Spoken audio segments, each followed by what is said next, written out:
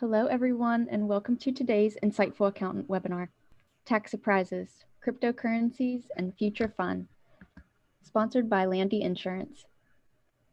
Insightful Accountant is an online news and information source written for small business advisors interested in the latest news and offerings in accounting technology. My name is Emily Hedrick, and I'll be your webinar host. If you have any questions during the session, please enter them in the Q&A box, and we'll try to address them. Everyone that has registered will receive a follow-up email with the handout and recording later today. Today's speakers are John Torvey and Beth Logan. I'll introduce John. John Torvey joined the Landy Insurance Agency in 2006. John has worked in the insurance industry in sales and marketing for over 22 years. He holds a Bachelor's of Science degree from Providence College and a Master's of Science degree from Springfield College. John is responsible for sales and marketing of all the Landy products nationally, including developing professional affiliations and client service standards. Thank you, John, for being here with us. I'll pass it over to you. Thank you, Emily, and good afternoon, everyone. And for those out west, good morning. Speaking to you from Rhode Island, where we got about 1.5 feet of snow last night, so we hope everybody's doing well. I'd like to take the opportunity to introduce my colleague and friend Beth Logan, who is going to speak about cryptocurrency and what's happening with taxes and what to expect for 2021. Landy Insurance always tries to provide a whole lot more to our value than just an insurance policy. And our clients know, I think, that we provide a lot of education and risk management. And we're really happy to present Beth today as part of that, not only to our Landy clients, but to everyone who's listening. Beth Logan is an enrolled agent. She's an author of Divorce and Tax After Reform. And she owns her own tax business. I can tell you she's a wealth of knowledge. She's very, very in tune with what's happening on all of these issues. And Beth, so happy to have you, and please join us. Well, thank you very much. I appreciate the opportunity. So back in 2014, I went to the MIT Bitcoin conference to learn, because I was a little concerned this was going to become a tax issue. And on that, I was right. But it also gave me an opportunity to talk to people and learn about it. And so I have actually been doing cryptocurrency taxes since the 2014 returns, so a while now. But the IRS is paying attention. And as many of you know, last year there was a question on Schedule 1, and they've decided to move it straight to the 1040. So filing status, name, social security number, address, and then boom, have you done cryptocurrency or virtual currency transactions in this year? Yes or no? So it's very important to them. They have actually been doing something called blockchain analysis to find out who's in this cryptocurrency, who's trading currency, who's buying, selling, mining, things like that. And blockchain analysis basically follows the information, which is all open. And they worked with other crime enforcement agencies, and they actually followed transactions and helped stop child pornography. It was the largest takedown. They actually know who met. They don't know the children themselves, but they know, like, many of the children that are caught in it because they can see the pictures. They actually found several dozen children, or found out about several dozen children. They took down 325 people. So they are following Bitcoin, Ether, and all these other cryptocurrencies. They are following their transactions, can take it back to bank accounts and find people, which is how they not only helped with this crime, but are finding tax evaders, essentially. So this all started in 2008 when a gentleman wrote this article. And while it was about Bitcoin, it was really about blockchain analysis. And I'm not going to go into the technicalities of it, But since then, many other companies have come out with these, or many other groups have come out with other cryptocurrencies. So this is just a collection of some of them. Bitcoin and Ethereum are probably the biggest two, although Bitcoin spun out to Bitcoin Cash. I'm not going to go over this for very long, but basically think of blockchain as an open ledger where anybody can go and look and see the transactions. But what happens is miners do these computations, and those computations check each other's work. And as long as there's a majority agreement, it gets accepted and moves forward. And then people just keep adding to the ledger. Beth, if I could jump in, because some questions are popping up. We do see your questions, and we'll answer them at the end of the conversation. Thank you. Okay, thank you. So this, there's many ways you can carry your cryptocurrency. You can actually have a piece of paper that has a code. You could have it electronically, but there's also these exchanges where it's more like a bank account. So we'll start with the first polling question.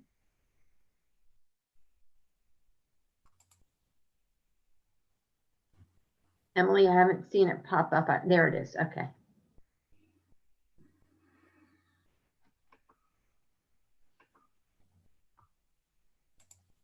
So I personally, at that Bitcoin conference, was given $5 of Bitcoin, which is probably worth 200 or 300 now, but I'd have to actually go dig out my piece of paper that has it. And as I said, I've done many returns, so I actually answered both. But a lot of you have done neither. Well, we'll be talking about whether that changes soon. Okay. So the interesting thing about Bitcoin is that FinCEN and the IRS are both part of the Treasury Department. And the IRS considers cryptocurrency property, but FinCEN treats it like money. So if you're moving $10,000 or more, it's supposed to be reported and all that kind of stuff. So it's very interesting that there's this conflict within the Treasury Department. And I actually asked somebody why there wasn't like a lawsuit saying to the Treasury Department, pick. And it was a lawyer I was talking to at the Bitcoin conference. And he goes, I'm just waiting for somebody to pay me to do it. So, you know, I think at some point there might have to be a reconciliation there. So let's just, I'm going to summarize this later and you'll see in other slides, but there's many ways you can get cryptocurrency. You can actually walk up to an ATM machine, put the money in and get cryptocurrency out. There is no tax on that. There's not even sales tax. Somebody can give it to you, which of course would follow all gift rules. If it's over 15,000, they'd have to do a gift tax return. If it's from a foreign entity, you might have to do over 100,000. You might have to fill out a tax return, etc. But essentially you get it tax-free. You can mine it, which as I mentioned before, is when you are part of the group doing the computations to decide if the open ledger has the correct information. And that's basically doing the job. So you're working for it. You could actually be paid it as an employee as well. And in that case, if you have a business, then you treat it just like you would business income. If you're an employee getting paid in Bitcoin, then you treat it just like wages, subject to Social Security and Medicare withholdings. But if you are investing in it, then you treat it, I'm going to say kind of like stock, but there's no wash rules and some other stuff. It's essentially property. You buy it and you sell it. And if you sell it at a gain, that's taxable. If you sell it at a loss, that you can write it off if you're investing. So I've mentioned all of this. This is just a summary, so you have it in text in your slides. Now, there are tax implications when you sell or trade them as well. If you gift them, I already talked about those. But if you're giving them to somebody for something, so let's say you come to me and you say, you know, Beth, you're doing my tax return, I want to pay you in Bitcoin.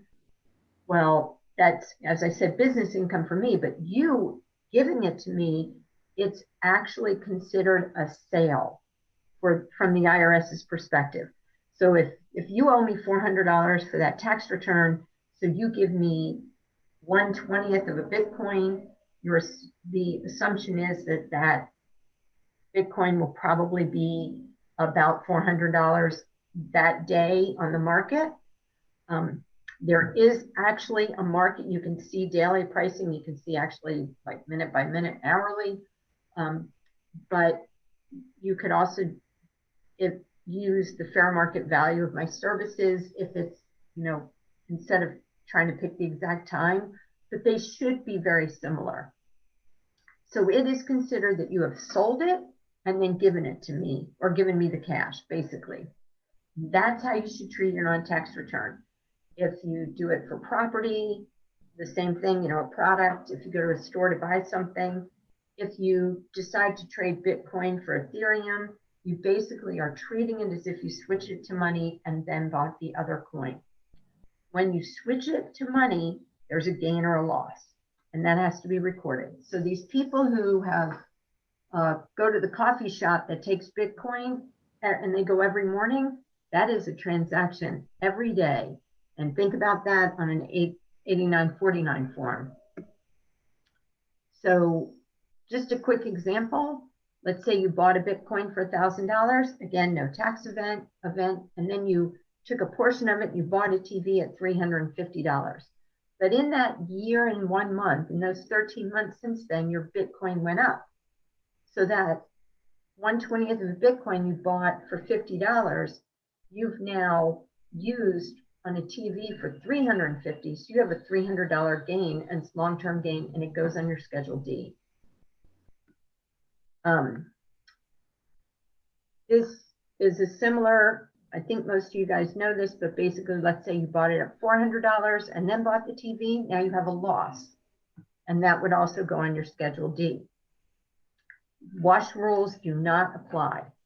So there's no worry there. You can turn around and buy again. I do want to add something to your Schedule D. So it actually would go on your 8949, which then rolls to your Schedule D. Keep in mind that parts A, B, D, and E, so short-term and long-term basis sent to the IRS and not sent to the IRS, are solely for 1099-B forms. So unless you got a 1099-B form for this, it goes on Part C and Part F.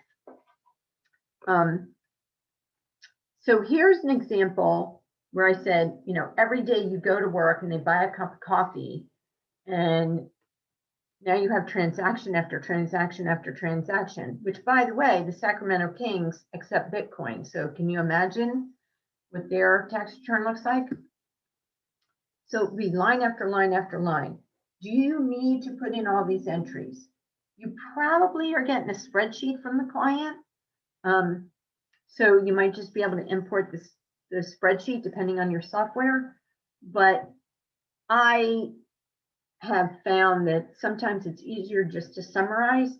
The trick here is you need to keep the backup records, but you need to do it by quarter and by coin type. So if the client has Bitcoin and Ethereum and they have short-term losses and long-term losses, then you need to break all of those down by quarters. So you'd have Bitcoin short-term quarters 1 through 4, long-term 1 through 4, Ethereum 1 through 4, and long-term Q1 to 4 through 4. And the reason for that is because it'll be easier for record keeping and tracking. There are different items that you're selling, but you need it by quarter because remember, you're supposed to pay your estimated taxes by quarter. So if you should have the spreadsheet, but I will say the IRS has not put an authority out on this. But if somebody is really transacting hundreds and hundreds and hundreds and hundreds, there's no real benefit to the IRS to get hundreds of pages of 8949. So just like you do with stock, summarize it and just do it by quarter. But keep the backup information. So another thing that comes out in this example is, so you buy Bitcoin and then you sell Bitcoin to buy Ether, which is the nickname for Ethereum. One of the things that came out a long time ago was, oh, well, then you just kind of, do you use LIFO, FIFO, average, specific, whatever? The IRS has come out with a ruling, and I've been recommending it for years, so I was really glad. FIFO or specific. And you kind of figured the IRS would do that because they like FIFO better than LIFO. And so you can specifically say, I bought this Bitcoin at this time for this price, and that's what I sold. Or you use FIFO, first in, first out.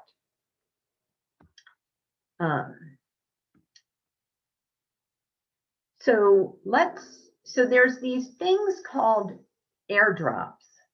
I don't want to get too technical, but let's say you have a cryptocurrency and they've decided, I don't know who the theys are or how it all works, but basically the community decides to separate out and make it two types of currency. Which has happened. Then what they do is they give you some of this second currency because you're owner of the primary currency or the original currency. That's called an airdrop. There's also other airdrops, which can be from doing marketing to earn money and stuff like that, which is basically a business at Schedule C because you're working to earn money. But in this case, you just get this because you've been sitting on 10 Bitcoin. You get these 2 legit coins. That airdrop is from what they call a fork. The current path of coin forks into 2. That is considered income at the time. And so whatever you receive, the value at the time is income, and then that becomes your basis. So basically that money you are just given, even though you're just given it, you didn't ask for it, is according to the IRS taxable income, but it sets your basis for those coins in the future. But what if you just are moving coins from one wallet to another? Well, that's just like taking cash out of your one wallet and sticking in your pocket and going to the store. There's no change to it, as long as it's yours, right? It goes from you to you. And you could bring that money to the bank, right? And put it in a bank account, there's no change. So you could bring your cryptocurrency to Coinbase or take it out of Coinbase and there's no tax implication. So remember I said sometimes they fork and create 2 coins. There've actually been thousands of cryptocurrencies created. And in creating them, that also means that there are thousands that have gone away and they've just ended up being worth nothing. So what if you get this fork for this income and then it ends up being worthless in 2 years? Then you have a worthless security and you treat it just like worthless security, right? Your basis is whatever you had before, and the proceeds would be 0. Or even if you went and bought a new cryptocurrency and then it went under, it's still a worthless security. And remember that's dated December 31st of whatever year you determine it's worthless. So when you put it on your Schedule D, you got to put December 31st. Second polling question.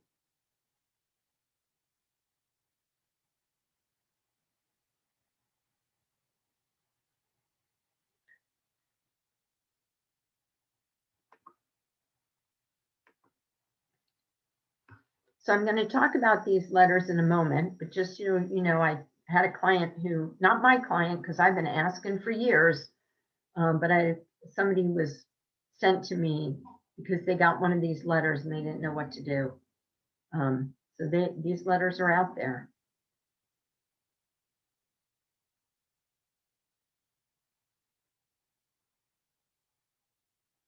I think we're waiting for the results still. Are people still answering? There we go. None yet. Yeah, well, you might be seeing them this year.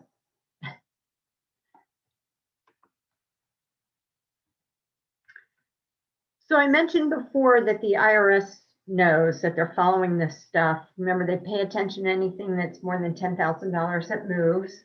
They actually have a lawsuit against Coinbase that they won, and Coinbase gave them 14,000 names. I mentioned they do the blockchain analysis. And so they know, so they're sending out these letters. So the 6173 is the most severe. It basically says you better fix your tax return now.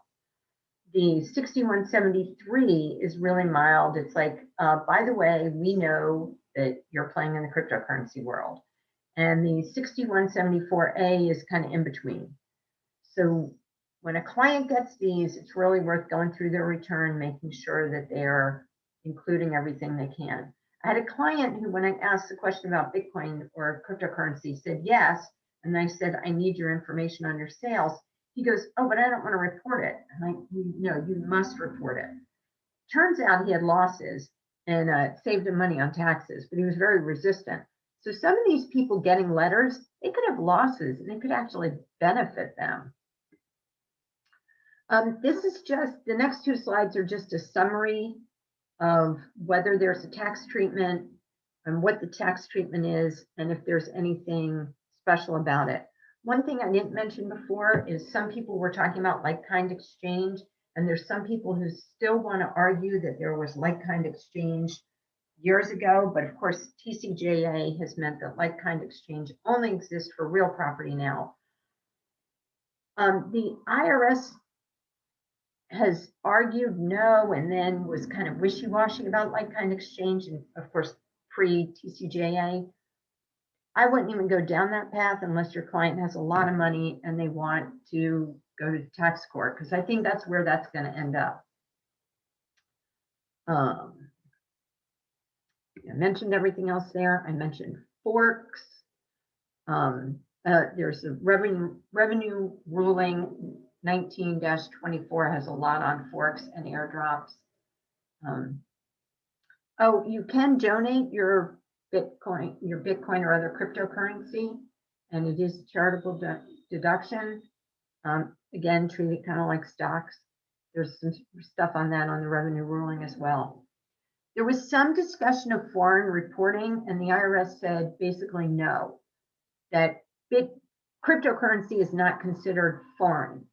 The trick here is if you're holding it in Coinbase, that's a US company. It's like being in a US bank account, right?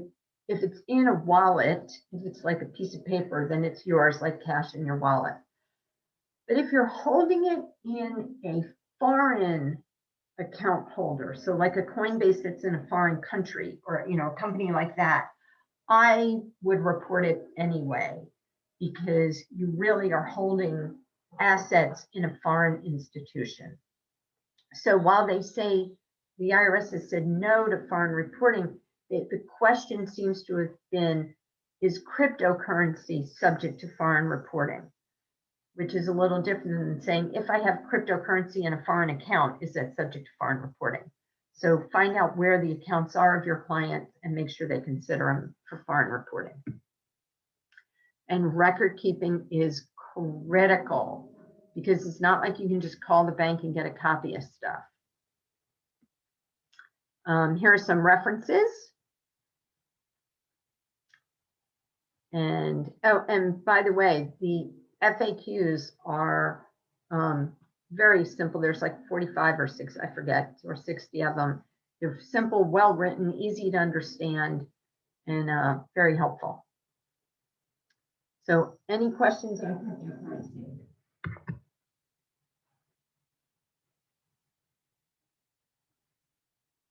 You're on mute. All right, there were a couple of questions. Okay. Yes, the slide deck will be made available to anyone who would like to reach out to Beth or I. It will also be available as a recording on the Insightful Accountant website within a day or so. So a more technical question, because of the lack of detail, Beth, such as vendor name and reason for transaction, what's the best way for an accountant to track the income and outgoing? It's really going to be up to the client. It's the only way to do it, but hopefully these clients are actually starting to use something like Coinbase or somebody who tracks it for them, so that they can then get a report. But if they're doing it with, as they say, a paper wallet or something like that, they need to track it themselves. There is nothing the accountant can do to track it. It has to be done by the client or the client using a service. There's unless you want to start doing blockchain analysis, which is just by the way, I have a master's in electrical engineering and I used to be a computer programmer for the Army, and I couldn't even fathom how to do blockchain analysis. So I don't recommend it. I recommend telling your client they have to keep track, or like work with Coinbase or many other companies that will track it for them. Basically, as you're doing that, some people are playing in this game because they want to be anonymous. Keep in mind, you're not anonymous, because the only way to get the money in or out is, I'm going to say, predominantly through a bank account. Although, like I said, there are some ATM machines which you can put money in to get the coin, but I don't think you can get the coin. I don't think you can put coin in to get US dollars out. So to get it back to US dollars, you're going back to a bank account, then you're not anonymous anymore. There's a question on Coinbase reporting. I'm going to read it the way it's presented here, more of a statement. Coinbase report only has numbers and letters. So I'm not sure what the question is there, or if you want to respond to that. I think that's because it doesn't say where it was used. So the last report I had, which I'm pretty certain was Coinbase, it says something like, it'll say the date and the time. It'll say the amount of coins transacted. It'll say what the value of the Bitcoin was, or whatever coin it was at that moment.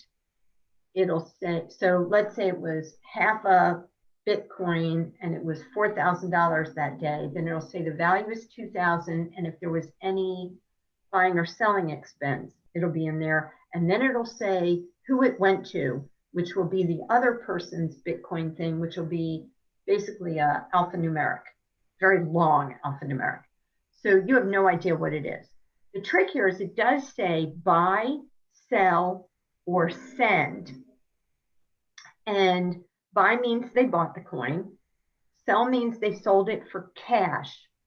Send means they sent it to another person, another wallet holder, right? So they sent it to somebody else. A send is a sale. So in Coinbase's mind, or in the cryptocurrency world's mind, it means that the cryptocurrency went from this wallet to this wallet. Could even be the same person who owns it, but it went from this wallet to this wallet. Oh, and I guess there's a receive. I just didn't see a receive on what I have.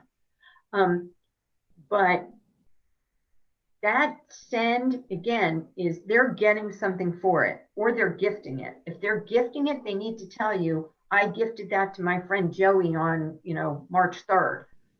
But other than that, anything that says send, I consider a sale. And unless they can prove otherwise. So yeah, it has no other information. You don't even know who they're sending it to. And again, you don't know if they're sending it to their best friend because it's their best friend's birthday, or if they're sending it to a business because they've got, a TV, or they went and bought a cup of coffee. But unless they can prove otherwise, that send is a sale. I hope that answered that one. Okay. All right. Thank you, Beth. If you'd like to move on to the next section. Sure. Everybody's done. There is another comment. I think you addressed it, though. It asks about wallet address and hashtag. Is there not to whom or what it was for? I'm not sure, again, how to interpret that. Yeah.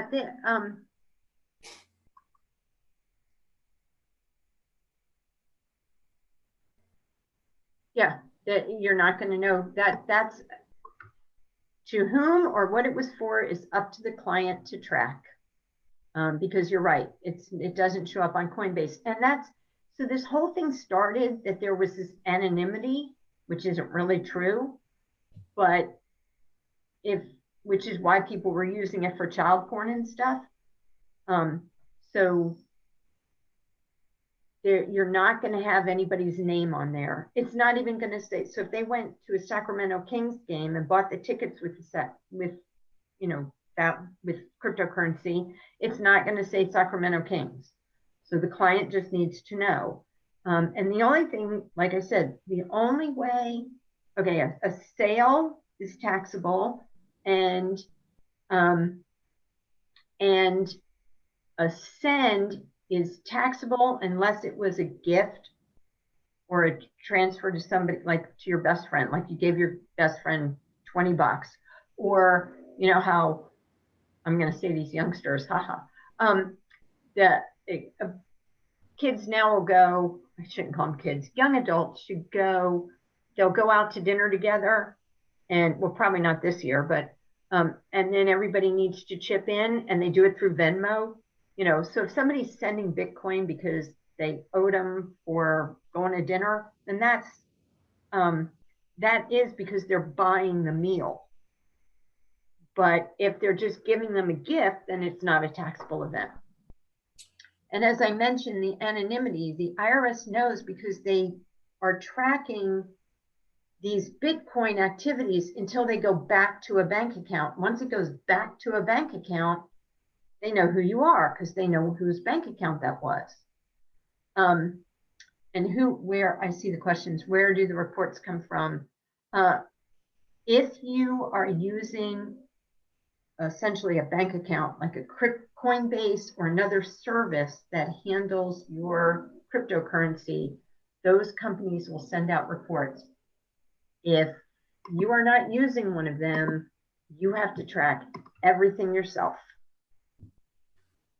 Did I address all that? I think so. Thank you, Beth. Okay. So some people were surprised by cryptocurrency over the past couple of years. It keeps popping up and they're like, why is this happening? So I thought, well, let's think about some future fun and what's going to happen in 2021 and beyond. And I think it's going to be interesting, but there is some stuff we know. So we know from changes in the Secures Act and the CARES Act that there was very few RMDs this year. So remember, the CARES Act said you don't have to take RMDs, so a bunch of people didn't, and some people put their money back. And the Secures Act said you don't have to take your RMDs until you're 72, as long as you haven't started taking them. So anybody, basically in 2019, I got to get my years right, yet when you hit 70 and a half, you had to start taking your RMDs. Starting in 2020, you had to be 72. So there's a year and a half gap here where there's going to be no new RMDs. And so we need to get those people. We have this time, we have this preparation, we shouldn't be shocked by anything. There are people starting in 2021 who are going to need to take their RMDs. I mean, it happens every year. But it's 72, it's easy to figure out. It's a lot easier than 70 and a half. And make sure that they are doing their W4Ps, which is basically says, this is the amount of withholding I want on it. And it is really important, and it becomes very problematic for people when they have more than one retirement. So, I mean, like my dad's career military, and then after he retired, he got a job at a company. And so he has 2 1099-Rs, and you've got to work that out and help them. The other thing is a lot of people didn't get RMDs in 2020 from the CARES Act, and they might be looking at their taxes thinking, oh, look, everything's fine. I don't have a problem. And then next year when they start taking RMDs, they're going to be surprised because they don't have the right withholdings. And think about all the people who they've been messed up on their withholdings pretty much because of TCJA for several years now. So I think this is something we can do very easily to help our clients in 2021. By the way, there's the W4 form. It really doesn't, it's interesting because the W-4 got updated, but the W-4P did not. You notice the marital status is single, married, or married, but hold at the single rate. There's no head of household option. No, I think that's kind of interesting. I think there's fewer people in retirement who are head of households, but you still have some.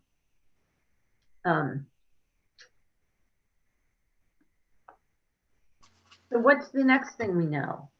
We know that the economy is struggling. COVID remains, unfortunately. The vaccine's here though, yay. State and local budgets are in trouble. And we know they're working on a stimulus package. Expect at least one more. It sounds like they're really close on this one, although it doesn't address the state and local government budgets. So there's people saying they'll probably have another, but something's going to happen. So it's worth talking to our clients as we see that kind of gel, what's going to come out of that stimulus package, and figuring out how that's going to help them or not help them, or how they can take advantage of things. And I know we were all bombarded in the spring trying to do tax returns and answer questions about PPP plans and the IEP program or EIP program and stuff like that. But I think that's going to happen again. So kind of getting ahead of it. Hopefully the stimulus package will come out in the next couple of days so that we can get ahead of it. And then if there is another one, it doesn't happen, March 15th, which would be our luck as tax pros, but that's worth keeping an eye on. You like my phoenix rising from the ashes? Because this is what I think about when I think about the extenders. So remember the extenders, there's no real definition, but tuition deduction, the deduction for PMI mortgage insurance, the deduction for residential energy credits, and there's a bunch of others. Some things like the teacher deduction is now permanent in the tax world, but those other extenders expire the end of this month. So for next year, they currently don't exist. But as we know from the past, Congress will turn around and make them effective again retroactively. I think it was in February of 2019, they made them retroactive to January of 2018. So the best thing I want to tell everybody is have the clients keep their records. If they did some energy efficiency on their house in 2021, if they pay PMI, just tell them go ahead and keep all the records, because we have no idea if it's going to rise from the ashes again. The other thing that I'm now putting in this pile of extenders, even though it never used to be, is the medical deduction being 7.5%, or the floor. So the floor for medical deduction on Schedule A is 7.5% of your AGI. So you cannot deduct until you've reached 7.5% of AGI in expenses. It's going to be 10% for 2021, unless there's a change again. So there were some clients who I would tell them, well, if you need, if you have elective surgery, if you want to have cataracts done or hip surgery or knee replacement, push it to 2020. But then nobody really wanted to get elective surgery this year. So now they're probably back to 21, and they might think, well, what am I going to do? It still might be worth doing, because it's likely, I'm not going to say it's going to come back, but it could come back to 7.5% floor instead of a 10% floor. So that's one of my suggestions. But, it's a crystal ball. This is true every year. I don't know how many people talk to their clients about it, but parents children going for undergrad, the parents get the American Opportunity Credit for 4 years, 4 calendar years. But people don't go to school for calendar years. They go to school for school years. So the parents get the credit the first calendar year and the next 3, and then there's still usually at least 1 semester before the child graduates. And then the parents may get lifelong learning credit, but they can't get the American Opportunity Credit. I encourage parents, even though the bill comes in December and they're told they need to pay in December, pay January 2nd because then your 1098-T for that last semester shows up in that year. And you have the opportunity to either you as the parent, if the child is still your dependent, to take the lifelong learning, or if the child is no longer dependent on your tax return, the child can take the lifelong learning credit. And so they can get money, many of them can get that 5th year of credit for college tuition as long as they pay that last bill on January 2nd instead of December. And the schools say, oh, you should pay it in December because, of course, they want the money. But I just tell the school, you're going to get it on January 2nd. And that's my recommendation. So I tell my clients, every year, when's your son or daughter going to graduate? Okay, this is what I want you to do if you can. Well, depending on their income. So that's something that we know that we can kind of control.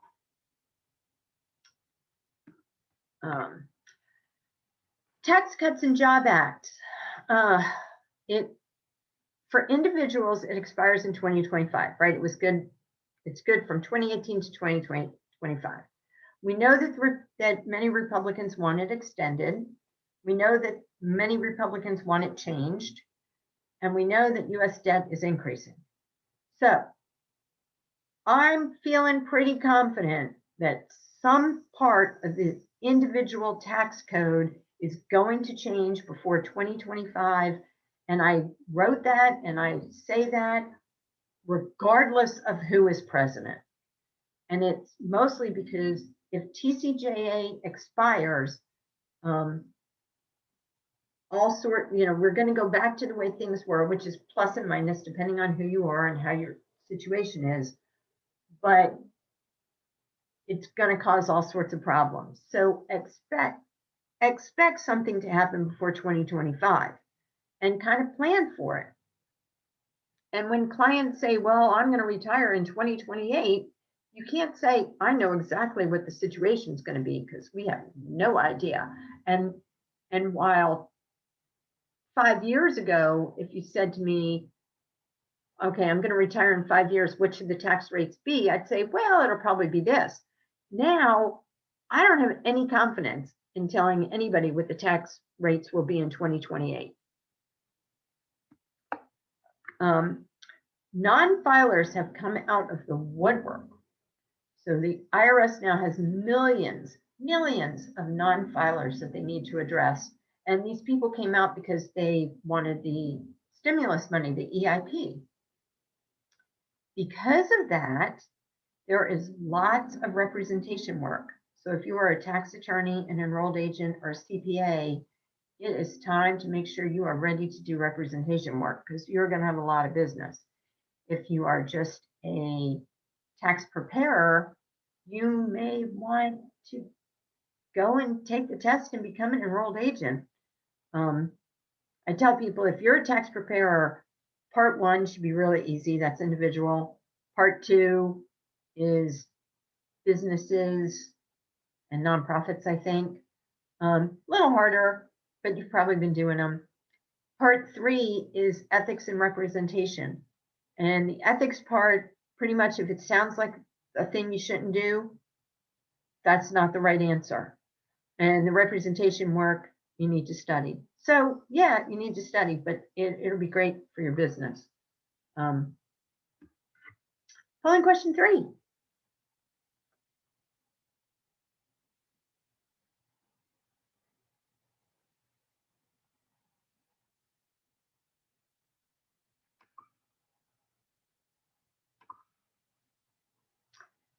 And this is so I can curious what everybody else thinks is going to happen.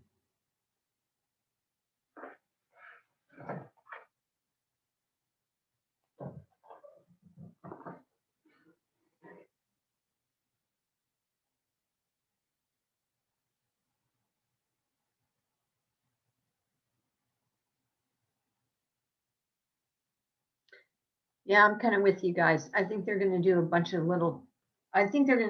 of changes only because they have to, but it'll be interesting. They are in gridlock. So, and part of it also depends on what happens with the Georgia Senate race in January. So it'll be interesting.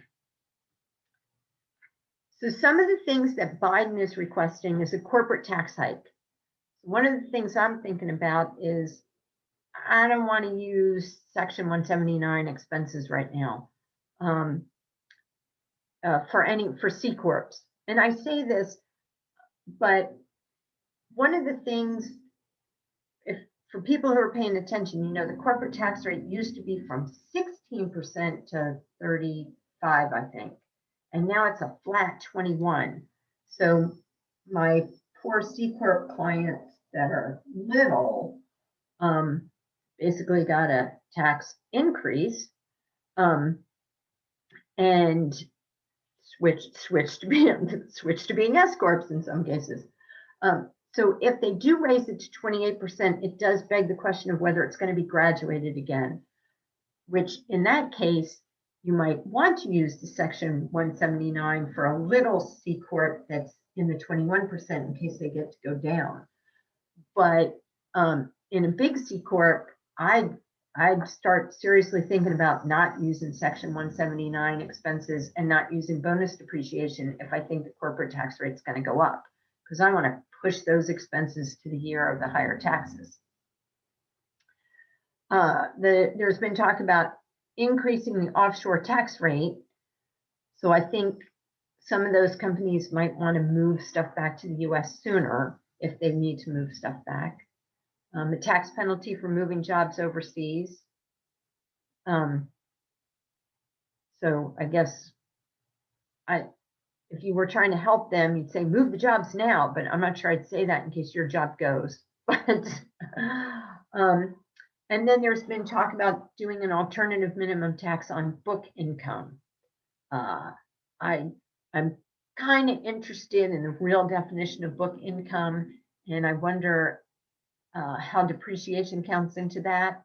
Like, it'll be interesting because we're going to have, we could end up with like 3 sets of books, right? You have the way the regular tax book, the books done for taxes, the books done for this AMT, this alternative minimum tax, this book income, the way the company actually does the books, and there might even be, your AMT tax books. So it could become a little crazy with accounting.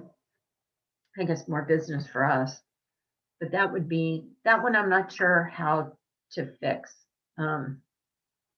Like what suggestions I would tell a client to do if that started to come into being. If you guys had ideas, let me know.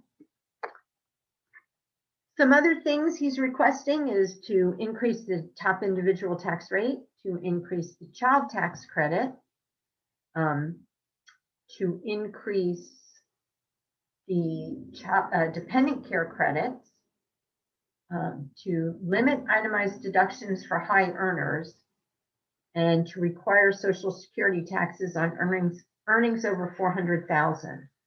The last one, like I look at this and I think, oh, it's going to be kind of hard. I'm like, well, some of them would be benefits, but the last one, I think, is there something people can do? And I think you may start seeing corporations, and I say corporations, it's going to be kind of tough because it's you can't do stock options. They're still subject to, many stock options are still subject to Social Security and Medicare. But it'll be interesting to see what they'll come up with to get around that, because if it's required on earnings over that amount, it's probably going to be required for both the business and the employees. So the business is going to be encouraged to come up with some creative things to do. Some other requests are to change the top capital gains rate for individuals with more than $1 million. And I believe when they say this, they're saying more than $1 million AGI for that year. So you know, it begs the question of whether people will just, like, if they're getting to $1 million because of stock trades, and they might change the way they do that. But there's been some talk about people just basically buying and selling whatever shares they own in a very short period of time so that they can capture, or so they can readjust their basis. And then they'd have to pay the capital gains in that year, but it would be at 15 or 20, well, it'd be at 20% instead of 20% plus the 3% net investment. What's the other I? Net, N-I-I-T, net investment tax, income tax, anyway, the 3.8%. So it would be 23.8% now, or in the year, in the next couple of years, instead of whatever the higher rate is. And there's a big talk about people doing that. One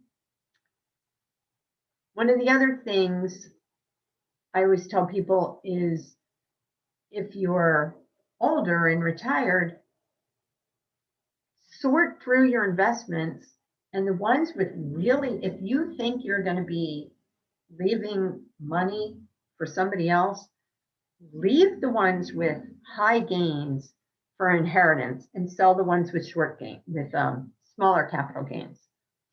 But Biden is also requesting eliminating the stepped up basis for inherited stock. And this one, I keep trying to wrap my head around. If you don't have the stepped up basis, does that mean the stock isn't listed on Form 706 when they die? Or is it listed at basis and not at fair market value at the time? Is there going to be no 70 tax on Form 706 for this? And the same thing with the gift, right? If it's gifted or inherited, will this only be for people with $1 million or more or some value of stock? It becomes weird, because what this really does hurt, and I'd be surprised if this happens, is, you know, the woman, like some of my clients who sadly just had parents die, they have like $100,000 in CDs and bank accounts and $100,000 in stock, or maybe some retirement and a little bit of assets in investment. And, you know, they've had their AT&T account for 40 years. It's not a lot of money that they have. So this one's going to be very strange. I'm not quite sure how they're going to do it. I think there's so many complications that, and enough smaller people that will be hit by this, that I'm not sure how successful he'll be. But until I wrap my head around the process on how they'd even do it, I'm not sure of what to recommend to people yet. But, you know, one of the things, there are other things you can do, right? You can always, if it's somebody who's very charitable, you can always do the high basis stock or the low basis stock to charity and things like that.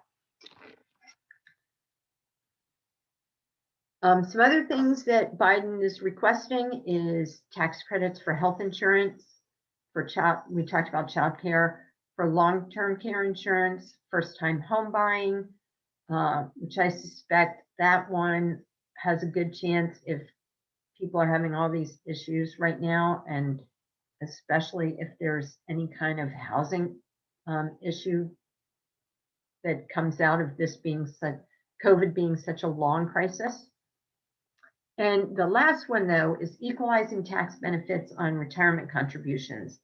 And this one is going to affect those, you know, S corps with one or two owners, or the sole 401ks, or the people who hire a spouse and they have high retirement contributions. This one's, I think, is going to be really interesting. And I think some of those opportunities for those kind of small businesses that take up to, I think it's 52,000 now is the max retirement contributions as tax deductions. That's really going to change the way they look at their business. But if there remains a QBID, then they're going to get more of that deduction, but less of the retirement. It'll still hurt them. I haven't thought of a good answer for that yet. Maybe some of you have. So I look forward to hearing some of your thoughts on these. And I know there's some questions.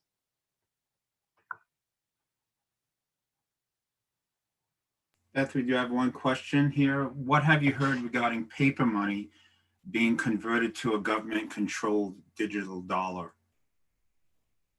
I've heard people. I really haven't paid much attention. I've heard people say, you know, what do we do about this? But that is essentially, if you think about it, paper money in COVID, like really, in reality, what we have right now is we're partway there anyway. Most of our money isn't paper money. Somebody gave me, I know it sounds funny. My neighbor keeps thanking me for helping out when they're in Florida. And she gave me a $100 bill right before COVID started. And I don't ever know what to do with a $100 bill. We had it for months and months, and we ran out of cash. And I said, well, we have a $100 bill. And my husband goes, we can't spend that. I don't know who would take it. And I thought, yeah, all we've used is credit cards, which is really, if you think about it, an electronic system. It's just not run through the blockchain analysis, but it's all kind of virtual.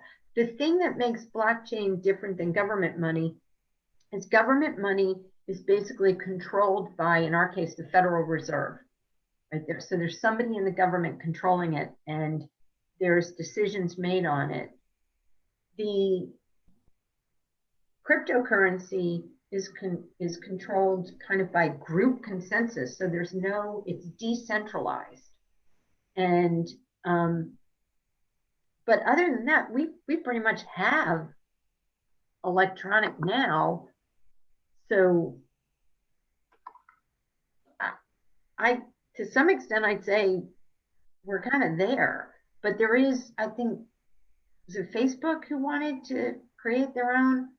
And that would also be centrally controlled. So it wouldn't be decentralized. But I don't think it's going to change anything tax-wise, because I mean, the IRS doesn't care if you get paid, you know, with a paper check, with cash. Well, they kind of care about cash, but we'll get there in a minute, or with direct deposit. I mean, they actually don't like the cash because it's hard to track. So you want to be anonymous, you walk around with cash.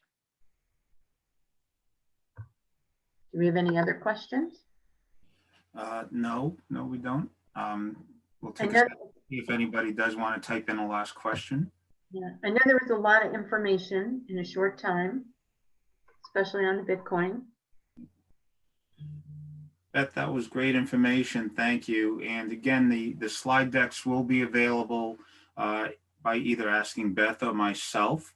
I'm not sure, maybe Emily will let us know if the slide decks will also be posted on the Insightful Accountant site, but the recording of this webinar will be in fact on the Insightful Accountant website shortly. Actually, I think Emily said at the beginning that you're getting both the slide deck and the recording. I'll send that out here a little later today. Yep. Okay. Okay, well, thank you, everybody. I hope this was helpful. And if you do get a cryptocurrency client, do not panic. You have all the skills, because there's nothing new. It just fits into a bucket that already exists. All right. Beth, thanks so much, and good afternoon, everyone. We look forward to hearing from you. Thanks. Thank you guys so much, Beth, John. Thank you, everyone. Thank you for joining us. This is our last live Insightful Accountant webinar of the year. So I hope you all have a great, happy holiday, and we'll see you in 2021. Have a good one. You know.